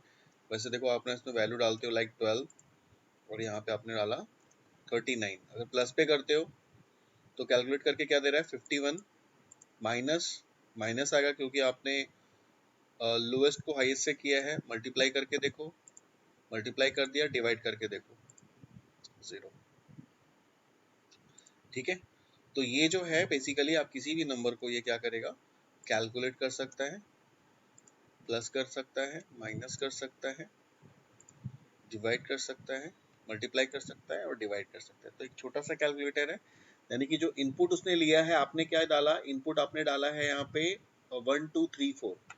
तो बट 1 2 3 4 को ये कैलकुलेट क्या कर रहा है, एज अ स्ट्रिंग कैलकुलेट कर रहा है, मतलब उसको डबल कोट्स में कैलकुलेट कर रहा है। इसीलिए हम लोगों ने सबसे पहले क्या किया है, इसकी वैल्यू को हम लोगों ने टाइप कास्टिंग किया, मतलब उसकी वैल्यू को जो हमने यहाँ पे डाला 1 2 3 4, तो 1 2 3 4 को एज अ स्ट्रिंग ले रहा है, तो हम लोगों ने इसको स्ट्रिंग को चेंज किया किसमें, इंटीजर में। तो जैसे ये मैंने इंटीजर में कन्वर्ट किया तो क्या हो गया, उसकी वैल्यू होगी, अब वो आपकी उसकी वो सॉरी उसकी लाइक इंटीजर में कन्वर्ट हो गया, मतलब जो भी आपके वैल्यूज आपने डबल कोट्स में लिया था वो राउंडेड वैल्यू आ गया किसमें, इंटीजर में। और उसके बाद सेकंड वैल्यू जो आपने डाला उसको भी राउंडेड वैल्यू उसके किसमें ले लिया, जे के अंदर में। और उसके बाद फाइनली आपने आर एक वेरिएबल लिया, आर के अंदर क्या करते हैं, आई और जे की बना, यानी कि यहाँ पे आई के अंदर में किसकी वैल्यू स्टोर है, इसके। जे के अंदर किसकी वैल्यू स्टोर है, इसकी। और फाइनली आर के अंदर क्या हो गया, आई माइनस जे। अब क्या है, आर जो हमारा इंटीजर है और यहाँ जो लेवल में आप शो करा रहे हो वो स्ट्रिंग है, तो इसलिए हम लोगों ने यहाँ पे डॉट टू स्ट्रिंग यूज किया, जिसको हम लोगों को क्या करेगा, वो कन्वर्ट करके शो कर देगा। तो this is called type casting, जो मैंने आपको बताया अभी। तो इम्प्लिसिट और एक्सप्लिसिट टाइप कास्टिंग इस तरह से हम लोग करते हैं। एक छोटा सा एग्जांपल इसके अंदर में भी यहाँ पे मैंने बताया हुआ है आपको कि इंटीजर नाम से लिया, एक डबल नाम से लिया। अगर मैं इंटीजर को इस तरह से करता हूँ तो इसका आउटपुट ये आता है, डबल को भी करता हूँ तो मेरा आउटपुट इस तरह से आता है। और एक्सप्लिसिट के अंदर आप करोगे तो वापस उसके नंबर को आप कन्वर्ट कर सकते हो। इस तरह से फॉर्मेटिंग भी है, आप इस तरह से डायरेक्टली भी कर सकते हैं, डायरेक्टली आप इंट लिख सकते हैं। और ये कंसोल पे किया हुआ है, जबकि मैंने आपको बताया वो वेब पे बताया है। तो सेम मैकेनिज्म आप कंसोल पे भी यूज कर सकते हो। तो मैं आपको कोड ये वाला शेयर कर दूंगा, उसमें आप कर लेना। टाइप कन्वर्जन मेथड मतलब कन्वर्ट करना। एक तरह से देखा जाए तो टाइप कन्वर्जन में आप क्या करते हो, किसी भी एक वैल्यू को दूसरे वैल्यू में चेंज करना, कन्वर्ट करना। तो यानी कि जो आप यहाँ पे टाइप कास्टिंग यूज कर रहे थे ना, वही टाइप कास्टिंग का ही दूसरा तरीका है ये कन्वर्जन का। इसमें हम लोग क्या करते हैं, हम लोग को वैल्यू को ना डॉट टू स्ट्रिंग यानी कन्वर्ट पहले यूज करना होता है। यानी कि जैसे मैंने आपको अभी बताया, इसमें हम लोगों ने इंट टाइप का लिया है, अगर हम चाहें तो इसमें कन्वर्ट भी यूज कर सकते हैं। कैसे यूज कर सकते हैं, फॉर एग्जाम्पल यहाँ पे मैं इसकी जगह पे मैं यहाँ पे लेता हूँ कन्वर्ट, कन्वर्ट क्लास को करेंगे कन्वर्ट डॉट टू इंट 32। अब क्या हो गया, जो आपकी वैल्यू थी ना वो इंट 32 बिट में आपने कन्वर्ट कर दिया। मतलब this is a way to convert the value. एक तो ये तरीका था। इसमें क्या हुआ, बाय डिफॉल्ट आपकी जो वैल्यू है इंटीजर में 4 बाइट में कन्वर्ट हो गई, लेकिन आपने कन्वर्ट क्लास के थ्रू क्या कर सकते हो, उसको आप कई सारे रेंज में कन्वर्ट कर सकते हो। यानी कि आपने 32 बिट में भी कर सकते हो, 128 में भी कर सकते हो, 16 में भी कर सकते हो। देखो आपके सामने कई सारे रेंज हैं जिसमें आप वैल्यू को चेंज कर सकते हो। लेकिन आप इंटीजर में अगर आप लिखते हो तो बाय डिफॉल्ट आप 4 बाइट में कर रहे हो, है ना। तो यहाँ पे दो तरह से आप वैल्यू को कन्वर्ट कर सकते हो। अब इसी के साथ आप कन्वर्ट डॉट टू स्ट्रिंग भी कर सकते हो। अगर आपकी वैल्यू डेस्टिनेशन वैल्यू इंटीजर में नहीं है, कुछ और किसी और में है, तो देखो यहाँ पे डेसिमल है, स्ट्रिंग है, डबल है, किसी भी तरह के वैल्यू को आप कहीं से भी आप चेंज कर सकते हो। ठीक है, इतने सारे डेटा टाइप्स हैं चेंज करने के लिए। तो यहाँ पे अगर हम लोग 32 बिट का ले लेते हैं, 32 बिट में कन्वर्ट करना है मुझे, तो ये मैंने इसको भी कन्वर्ट कर लिया।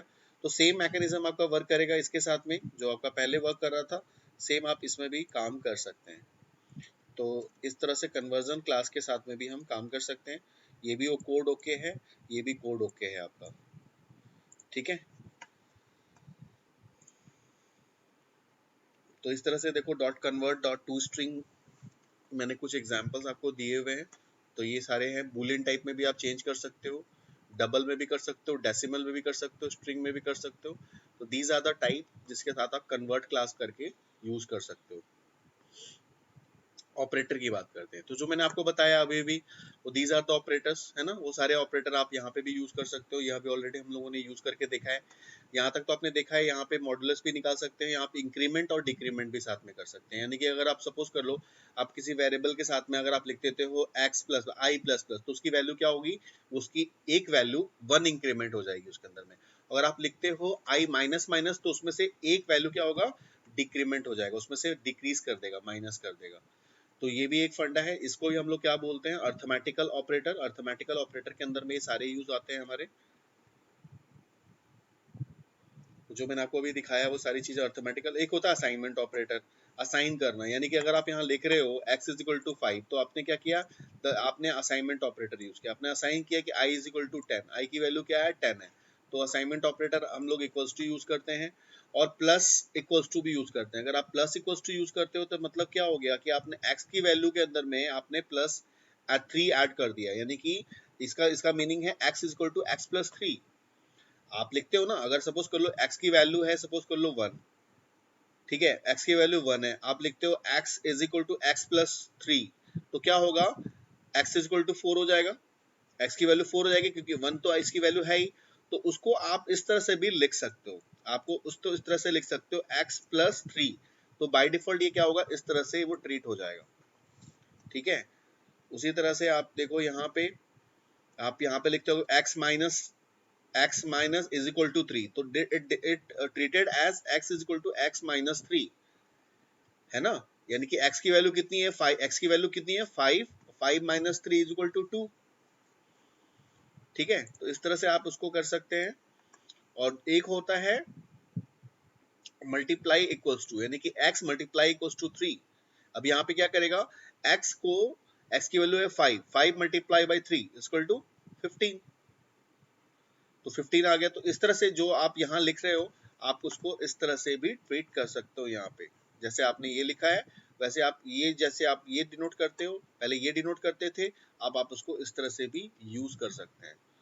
तो ये एग्जाम्पल है इसका, जिसके अंदर में हम लोग यहाँ पे असाइनमेंट ऑपरेटर के अंदर में इसको यूज करते हैं। These are the assignment. ये काफी, मतलब ये जो चीजें मैं आपको बता रहा हूँ ना, ये छोटी छोटी चीजें हैं, बट क्या होता है जब आप इंटरव्यू में स्टार्टअप करते हो ना, किसी चीज कोई भी बहुत अच्छे हाई लेवल का भी स्टार्टअप करते हो ना, तो आपसे छोटी छोटी ना बेसिक चीजें नीचे से पूछी जाती है, तो आप एक्सपेक्ट नहीं करोगे कि यार ये सब भी चीजें मुझे पढ़नी पड़ेंगी क्या, बट आपको पढ़नी पड़ती है। कंपैरिजन ऑपरेटर हो गया, कंपैरिजन ऑपरेटर के अंदर में आप डबल इक्वल्स टू यूज करते हो, है ना। अगर मुझे एक वैल्यू दूसरी वैल्यू से कंपेयर कराना है, तो मैं क्या लिखूंगा, डबल इक्वल्स टू लिखूंगा, equals to equals to equals to. तो यहाँ पे कंपैरिजन ऑपरेटर के लिए यूज होता है, जो इसका एग्जांपल ये है। जैसे मैंने आपको लास्ट टाइम में भी बताया था कि अगर आपका टेक्स्ट बॉक्स की एक वैल्यू है, अगर उसकी वैल्यू टेक्स्ट बॉक्स से मैच करती है तो लॉगिन हो जाए, नहीं तो ना लॉगिन हो। तो उस केस में आप कंपैरिजन ऑपरेटर यूज कर सकते हो। नॉट इक्वल्स टू इस तरह से आप यूज कर सकते हो, x not equals to y, है ना। मतलब मैं चाहता हूँ कि एक जो वैल्यू है, अगर वो उसकी वैल्यू उसके अकॉर्डिंगली नहीं है, तो वो कभी भी एग्जीक्यूट ना हो। तो इसके लिए हम लोग यहाँ पे नॉट इक्वल टू का साइन यूज कर सकते हैं, ये वाला। ग्रेटर देन का साइन सेम जो पहले यूज करते थे वही साइन यूज करते हैं, x greater than y। Less than भी यूज करते हैं, ऐसे ही ग्रेटर देन इक्वल्स टू भी हम यूज कर सकते हैं, और लेस देन इक्वल्स टू भी हम यूज कर सकते हैं। तो ये सारे मैथमेटिकल टर्म्स हम यूज कर सकते हैं, बट ये जो मैथमेटिकल टर्म है ना, ये टर्म्स किसके साथ एप्लीकेबल होंगे, सिर्फ और सिर्फ इंटीजर के साथ में, या दोनों दोनों की वैल्यू सेम हो। यानी कि अगर ये भी स्ट्रिंग टाइप का है तो ये भी स्ट्रिंग टाइप का, तो तब तो ओके है। लेकिन अगर आप greater than and less than equals use करते हो, तो उसके साथ आपकी जो वैल्यू होनी चाहिए, इट शुड बी इंटीजर, है ना। इंटीजर वैल्यू होगी तभी उसके साथ में वो वर्क करेगा। उसके बाद आते हैं लॉजिकल ऑपरेटर। लॉजिकल ऑपरेटर के अंदर में जैसे हम लोग एंड यूज करते हैं, जैसे मान लो मैं चाहता हूँ कि मेरी ईमेल आईडी और पासवर्ड दोनों ही सही होने चाहिए, तो लॉजिकल ऑपरेटर वहां पे क्या यूज करेंगे आप, एंड, है ना। For example x less than equal to 5 and x less than 10, यानी कि x की वैल्यू जो है वो लेस देन 5 भी होनी चाहिए और लेस देन 10 भी होनी चाहिए। तो ये मतलब दोनों कंडीशन अगर सेटिस्फाइड होंगे तभी वो वर्क करेगा। यानी कि ईमेल आईडी और पासवर्ड अगर हम चाहते हैं दोनों सही हो, तो उस केस में हम एंड यूज करेंगे।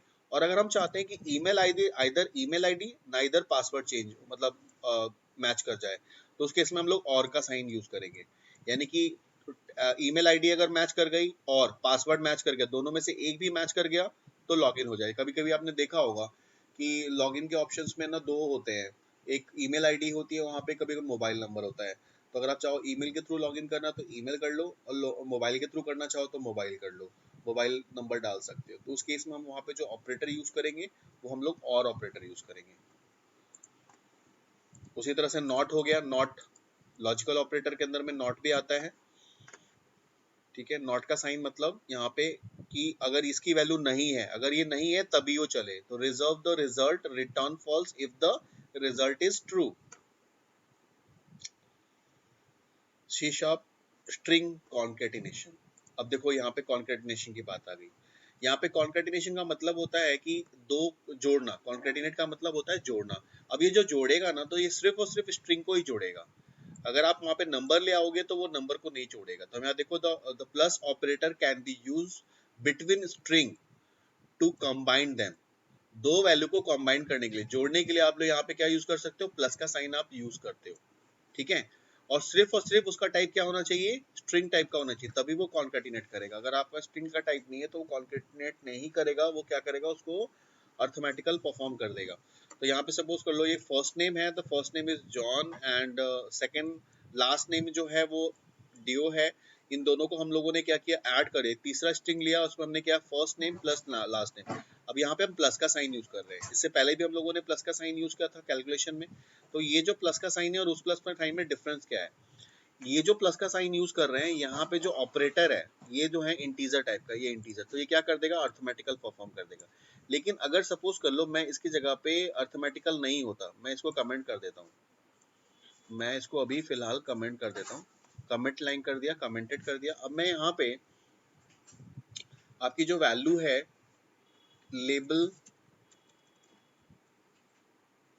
Label result dot text is equal to txt1 plus txt2, क्या सोचा है आपने, क्या रिजल्ट आएगा इसमें, देखें।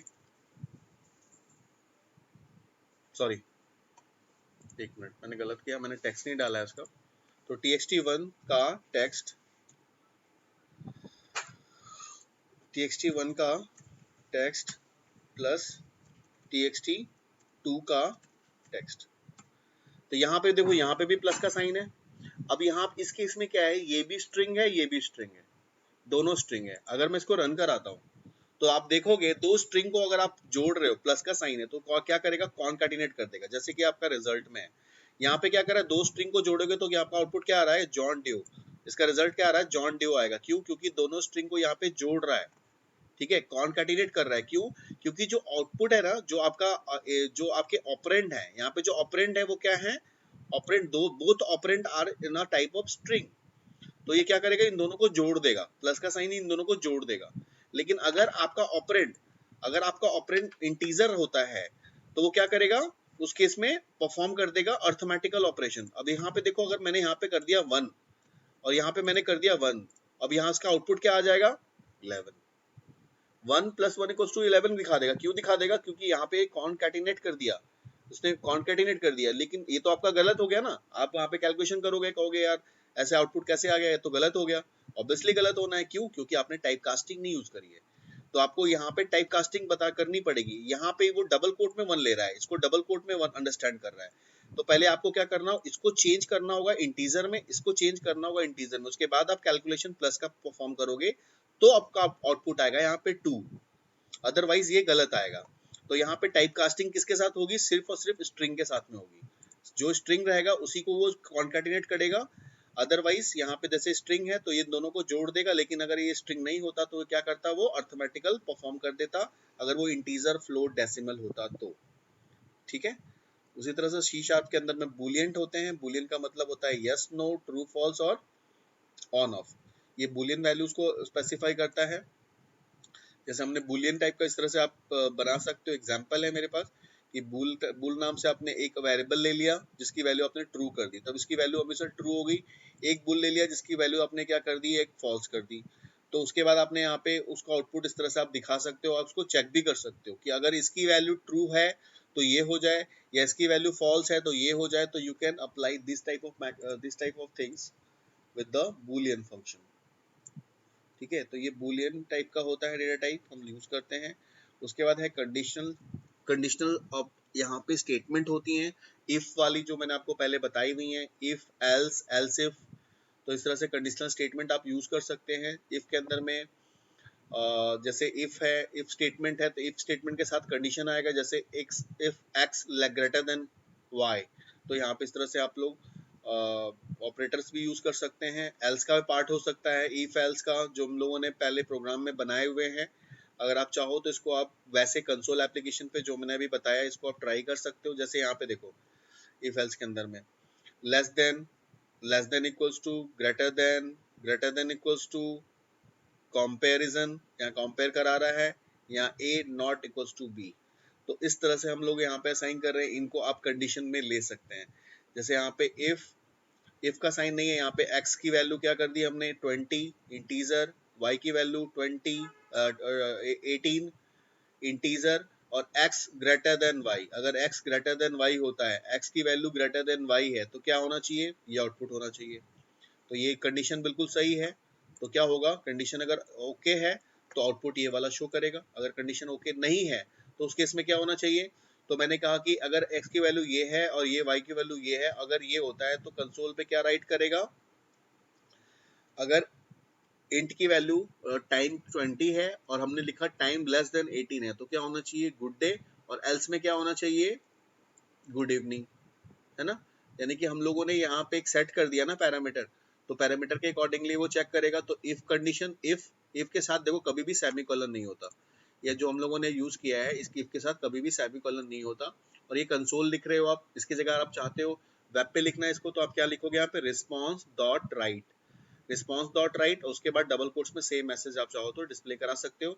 उसी तरह से यहाँ पे लिखोगे रिस्पॉन्स डॉट राइट और सेम मैसेज यहाँ पे डिस्प्ले करा सकते हो। तो इस केस में जो कंडीशन के अकॉर्डिंगली आउटपुट क्या आ जाएगा, आपका आउटपुट आ जाएगा गुड इवनिंग, क्योंकि आपकी वैल्यू जो है 1800 को,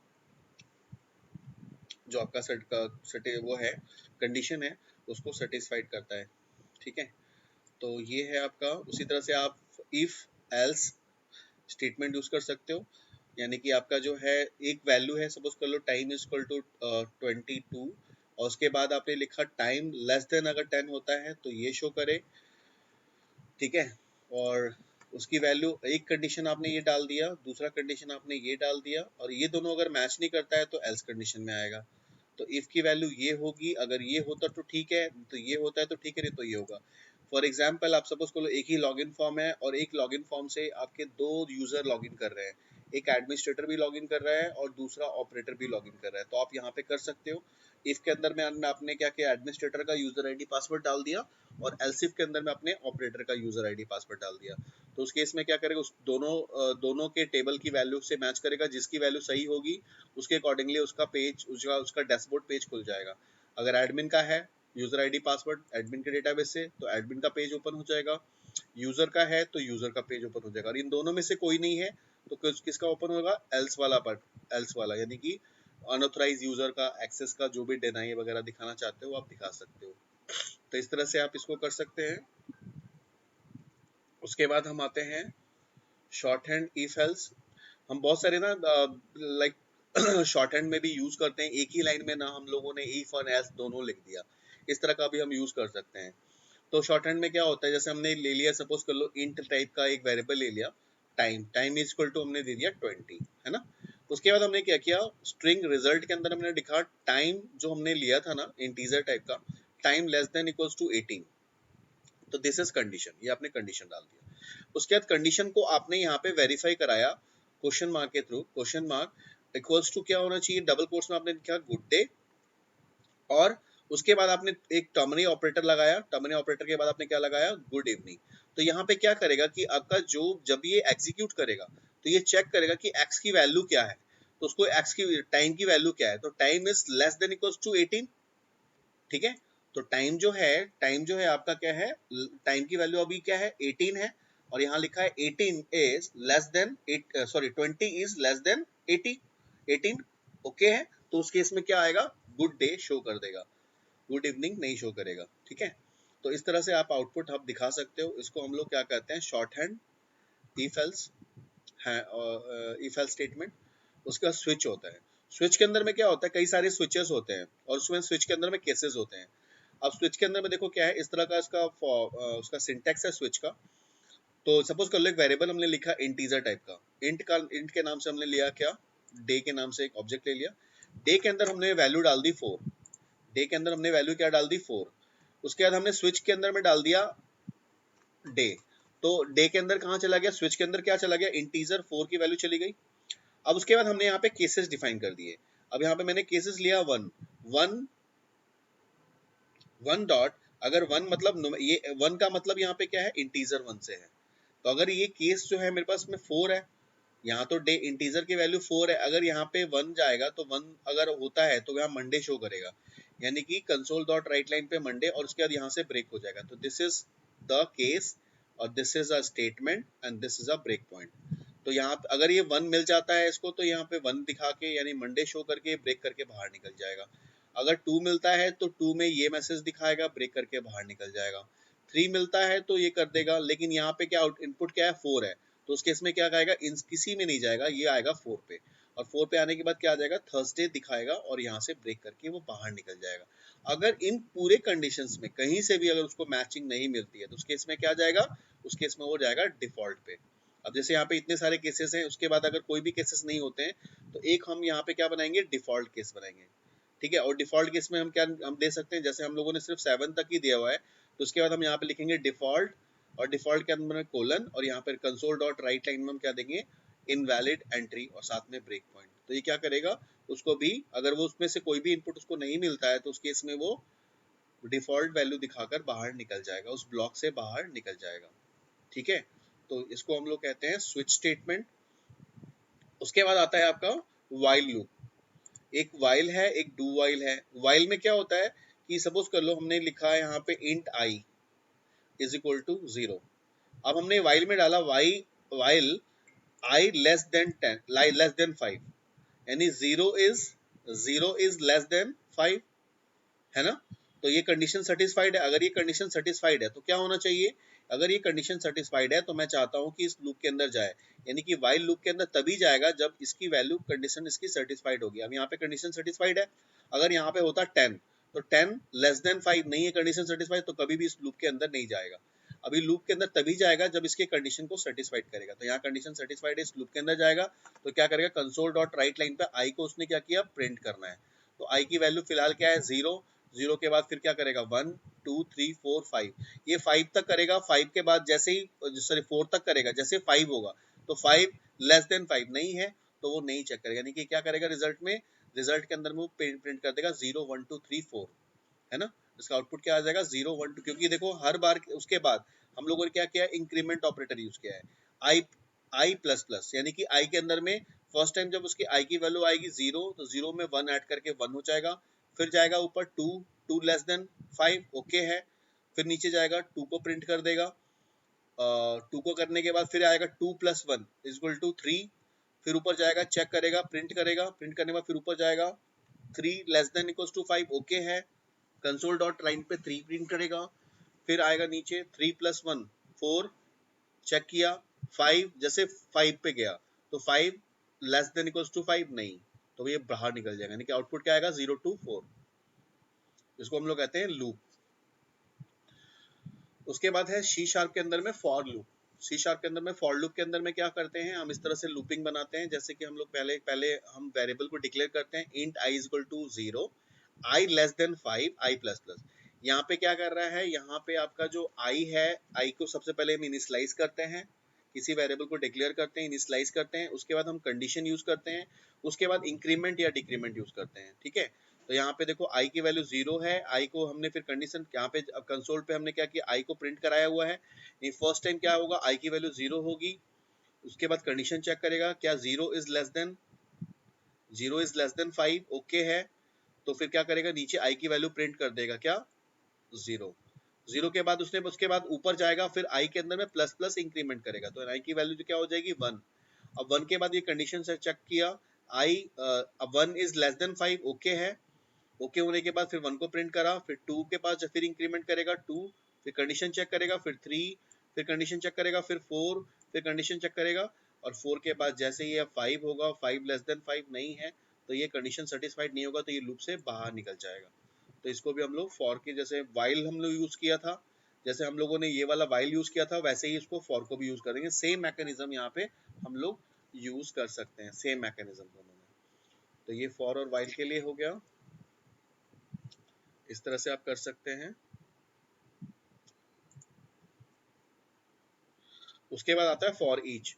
फॉर ईच लूप के अंदर में क्या होता है कि आपने एक एरे बना सकते हो, एरे आप इस तरह से बना सकते हो, जैसे स्ट्रिंग है, स्ट्रिंग टाइप का एरे बनाना है तो स्ट्रिंग में आपने बड़े ब्रैकेट को यूज करना है, एरे का नाम होगा कार्स, और कार के अंदर आपने क्या कई सारे कार के मॉडल डाल दिए। ठीक है, अब आपने लिखा for each string I in cars, आपने लिखा फॉर ईच स्ट्रिंग आई, आई एक ऑब्जेक्ट आपने बनाया, और इन कार्स, कार का एक एरे का नाम हो गया। तो क्या होगा, कंसोल डॉट राइट लाइन में आई को लिख दिया, तो जितने भी आपने इस कार के अंदर में जितने भी आपने वैल्यूज डाल रखी है वो सारी वैल्यू क्या करेगा, वो प्रिंट कर देगा। ये सारी, ये चारों वैल्यूज किस में प्रिंट कर देगा, ये फॉर ईच कंट्रोल के अंदर में। तो फॉर ईच क्या करेगा, और रेंज ऑफ वैल्यूज को एक साथ आपको दिखा के शो कर सकता है, यानी कि कोई भी आपको लगता है कि कोई एक ऐसा वेरिएबल है जहाँ पे हर जगह पे उस वेरिएबल को मुझे यूज करना है, तो आप उस तरह से एरे बना के आप लिस्ट बना सकते हो, एक एरे बनाओगे, एरे का नाम होगा, उसके एक लिस्ट तैयार कर सकते हो, उस लिस्ट के साथ में आप इसको फॉर ईच कंट्रोल के साथ में आप इस तरह से वैल्यू को शो कर सकते हो। तो ये आपका है for each loop statement. Break and continue use करते हैं, बहुत जगहों पे हम ब्रेक भी यूज करते हैं, ब्रेक करके बाहर निकलेंगे, जैसे मैंने आपको अभी दिखाया था केसेस वाले में आप ब्रेक यूज कर सकते हो। कंटिन्यू करोगे तो आप उसको आगे कंटिन्यू कर सकते हो, कि बहुत सारे कंडीशन में हमें यूज करना पड़ता है। जैसे कि कई जगह पे हमने लॉगिन किया, लॉगिन करने के बाद मैं चाहता हूँ कि वहीं से वो कंटिन्यू होके आगे सेशन में चला जाए, तो वहाँ पे हम कंटिन्यू यूज कर सकते हैं। और अगर हम चाहते हैं कि एक बार लॉगिन सेटिस्फाइड हो गया तो ब्रेक करके बाहर निकल जाएं, यानी कि यस्टरडे क्लास में आई थिंक सब मैंने आपको बताया हुआ था कि लॉगिन हो गया तो ब्रेक कर दिया था हमने, और जब हमारा इनवैलिड यूजर पासवर्ड का आया था तो मैंने ब्रेक करा था। तो इस तरह से आप लॉगिन में कंटिन्यू और ब्रेक स्टेटमेंट यूज कर सकते हैं। तो जब आप प्रैक्टिकली करोगे तो आपको ये सब चीज़ें यूज करना समझ में आएगा कि कहाँ पे उसका यूज एक्चुअल में है। बट आप इसको कह सकते हो कि कंटिन्यू और ब्रेक जो है वे दोनों क्या है, स्टेटमेंट है। ठीक है, ये दोनों स्टेटमेंट के थ्रू आप अपने किसी भी प्रोग्रामिंग को ब्रेक कर सकते हो या कंटिन्यू कर सकते हो। उसी तरह से एरे होता है, एरे तो आप जानते ही होंगे, एरे मतलब अ लिस्ट ऑफ वैल्यूज। जैसे आपको मैंने बताया था अभी कि स्ट्रिंग टाइप का भी एरे हो सकता है, इंटीजर भी हो सकता है, डेसिमल भी हो सकता है, डबल भी हो सकता है, कैरेक्टर भी हो सकता है। तो यहाँ पे हमने स्ट्रिंग टाइप का एक एरे लिया, इसका नाम कार, इसके अंदर हमने रेंज ऑफ वैल्यूज डाल दी। इसकी इंडेक्सिंग वैल्यू क्या है, 0 1 2 3। अगर मैं लिखा हूँ कंसोल डॉट राइट लाइन पे कार का 0 इंडेक्स, तो ये क्या शो करेगा, ये वॉल्वो को शो करेगा, पहले वाले ऑब्जेक्ट को। तो इस तरह से किसी भी इंडेक्सिंग को एरे को क्रिएट करके आप उसका इंडेक्सिंग वैल्यू के थ्रू आप उसकी वैल्यू को भी कॉल कर सकते हैं। Change the array element, array के एलिमेंट को भी आप चेंज कर सकते हो। जैसे आपका कार की वैल्यू 0 है, 0 में आपने यहाँ पे एक वैल्यू चेंज कर दी, तो क्या होगा, वो वैल्यू उसके अंदर में अपडेटेड हो जाएगा। अभी तो इसकी वैल्यू इसके यहाँ पे ये है, लेकिन आपने 0 इंडेक्स में उसकी वैल्यू चेंज कर दी, तो यहाँ रन टाइम पे क्या करेगा, उसकी वैल्यू को चेंज कर देगा वो। ठीक है, यानी कि रन टाइम में जो आपने इसका इंडेक्सिंग ये डाला हुआ है, तो इसकी इंडेक्सिंग को वॉल्वो से ये ऑपल में चेंज कर देगा ये। तो इस तरह से आप इंडेक्सिंग वैल्यू को भी चेंज कर सकते हो एरे एलिमेंट के। एरे का लेंथ,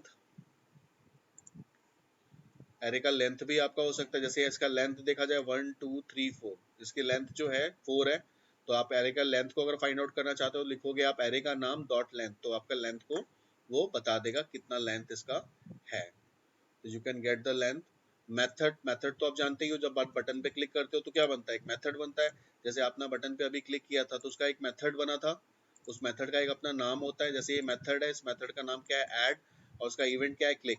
उस मेथड के अंदर में पैरामीटर्स हमारे जा रहे हैं, और मेथड के अंदर जो हमने कोड है उससे स्टेटमेंट हमने इस तरह से लिखे हैं जो कि मेथड के बीच में पास हो रहे हैं। तो मेथड का जो भी होगा ना, मेथड का एक अपना रिटर्न टाइप होता है, मेथड का एक अपना नाम होता है। अब जैसे मेथड में, इसमें ये जो मेथड आपका बना है इसका एक अपना नाम है, मेथड का नाम है, और मेथड का जो रिटर्न टाइप है वो वॉइड है। कभी कभी हम मेथड बनाते हैं, उसका रिटर्न टाइप क्या होता है, रिटर्न टाइप लाइक स्ट्रिंग हो सकता है, इंटीजर होता है। जैसे हम लोगों ने आपको स्टार्टिंग में मैंने आपको बताया था कंसोल एप्लीकेशन में, जो हम लोगों ने एब्स्ट्रैक्शन इनकैप्सुलेशन पॉलीमॉर्फिज्म की कोडिंग करी थी, तो वहाँ पे हमने जो प्लस माइनस का मेथड बनाया था उसका रिटर्न टाइप हमने दिया था, किसी का डबल दिया था, किसी का इंटीजर दिया था। तो क्या करता है वो मेथड जो है वो पर्टिकुलर उस वैल्यू को रिटर्न करता है। बट यहाँ पे जो मेरा मेथड है, ये जो मेरे बटन्स हैं, ये मेथड का, इसके बटन के अंदर में जितने भी मेथड है, इस मेथड का जो टाइप होगा क्या होगा, वो वॉइड टाइप का होता है। वॉइड मतलब रिटर्न टाइप इज नल। तो यहाँ पे कोई भी अगर मेथड होता है तो उसका एक अपना रिटर्न टाइप होता है। Write the method name the following to parenthesis का मेथड का नाम लिखते हैं, और उसके बाद हम उसके अंदर में कुछ प्रॉपर्टीज डालते हैं कि स्टैटिक वॉइड मेन। अगर सी प्लस प्लस में, जावा में अगर आप देखोगे तो एक मेन फंक्शन होता है, उसको भी हम लोग मेन मेथड के नाम से जानते हैं। तो हम इस तरह से हम लोग उसको मेथड के अंदर में एरे पास करते हैं स्ट्रिंग आर्स करके, और उसके साथ हम उसकी वैल्यू को एग्जीक्यूट करा सकते हैं। तो वो भी एक मेथड है, जैसे मैंने आपको बताया ये वाला, ये भी देखो यहाँ पे एक मेन फंक्शन है, ये भी, इसको भी मेथड बोल सकते हो आप, जो कि आपके कंसोल एप्लीकेशन में यूज होता है, जिसका रिटर्न टाइप क्या है, वॉइड है, और ये मेन है, और इसमें एरे पास हो रहा है, एरे का आर्गुमेंट पास हो रहा है, तो इसको भी आप मेथड बोलोगे। और वेब एप्लीकेशन के अंदर में जो आपके बटन्स हैं वो भी आपके मेथड हैं, दीज आर मेथड्स, है ना। तो method has our return type, method का एक अपना रिटर्न टाइप भी होता है। वो मेथड का रिटर्न टाइप क्या हो सकता है, मेथड का रिटर्न टाइप कोई वैल्यू हो सकती है, लाइक इंटीजर टाइप हो सकते हैं, स्ट्रिंग हो सकते हैं, कैरेक्टर हो सकते हैं, स्टैटिक हो सकता है। स्टैटिक मेथड का टाइप होगा तो स्टैटिक में क्या होता है, रिटर्न टाइप उसका वो चेंज नहीं हो सकता होगा, कभी भी उसकी वैल्यू रिटर्न टाइप में चेंज नहीं होगी। मेथड के आर्ग्यूमेंट होते हैं, जैसे ये मेथड है, इस मेथड के आर्ग्यूमेंट्स हैं। आर्ग्यूमेंट्स क्या है यहाँ पे, ऑब्जेक्ट, सेंडर, इवेंट, आर्क्स, ये इसके आर्ग्यूमेंट है। तो उस तरह से कोई भी मेथड होगा उसके आर्ग्यूमेंट होंगे, उसको हम लोग सिग्नेचर भी बोलते हैं। आर्ग्यूमेंट को हम लोग सिग्नेचर भी बोलते हैं। जैसे ये है, एक हमने मेथड बनाया हुआ है जिसमें हमने दो दो दो आर्ग्यूमेंट पास किया है, एक फर्स्ट नेम और एक एज। फिर हमने दोनों को क्या किया, दोनों को कॉन्कैटिनेशन ऑपरेटर के थ्रू हमने शो करा दिया है। तो यहाँ पे फर्स्ट नेम पहले शो करेगा, इज एज का एज शो करेगा, उसका नाम, उसके बाद उसकी एज शो करेगा। तो इस तरह से एक मेथड है, इस मेथड का नाम है माई मेथड। इस मेथड के साथ में हमने दो पैरामीटर भेजे हैं। और मेथड जो है स्टैटिक टाइप का मेथड है, जिसका रिटर्न टाइप क्या है, वॉइड यानी कि नल है। तो जब ये एग्जीक्यूट करेगा तो उसका क्या करेगा, उनके नाम और उनके एज को इस तरह से शो कराएगा। जैसे देखो, इनका नाम और उनका एज, उनका नाम, एज, इस तरह से शो करेगा जब हम इस मेथड को एग्जीक्यूट करेंगे। तो method can be user defined type method भी हो सकता है और सिस्टम डिफाइंड टाइप में मेथड हो सकता है। ये जो है, ये सिस्टम डिफाइंड टाइप मेथड है जो सिस्टम ने बनाया है, यानी कि जो बटन के बाय डिफॉल्ट बना, इसीलिए इसका इसका जो डेटा टाइप है प्रोटेक्टेड है, इसका एक्सेस स्पेसिफायर। एक मेथड हो सकता है जो खुद भी तुम बना सकते हो, जिसका कोई भी काम हो सकता है, किसका कोई भी वर्किंग हो सकती है। तो हम लोग यूजर डिफाइंड टाइप भी मेथड बना सकते हैं। जब हम प्रोग्रामिंग करेंगे, जब हम लोग कोड्स वगैरह करेंगे, तो मैं आपको बताऊंगा कैसे कैसे मेथड बना सकते हैं, कैसे हो सकता है। और मेथड के अंदर में मेथड ओवरलोडिंग का भी कॉन्सेप्ट आता है।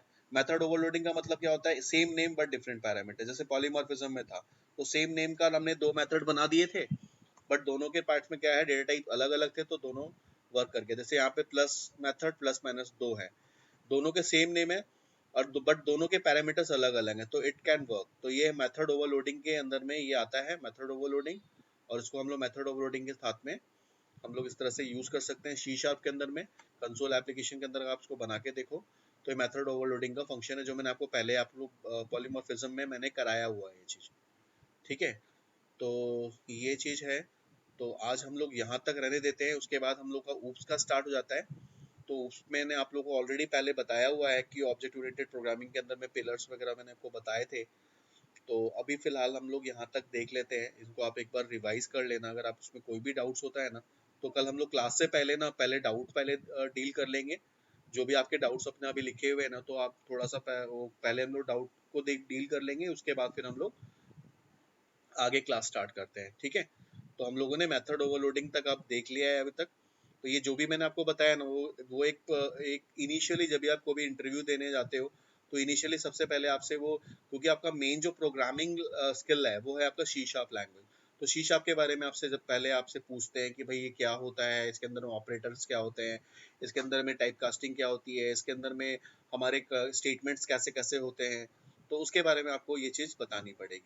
ठीक है, तो फिर फिलहाल मैं इसको स्टॉप करता हूँ, फिर नेक्स्ट क्लास में हम लोग करते हैं।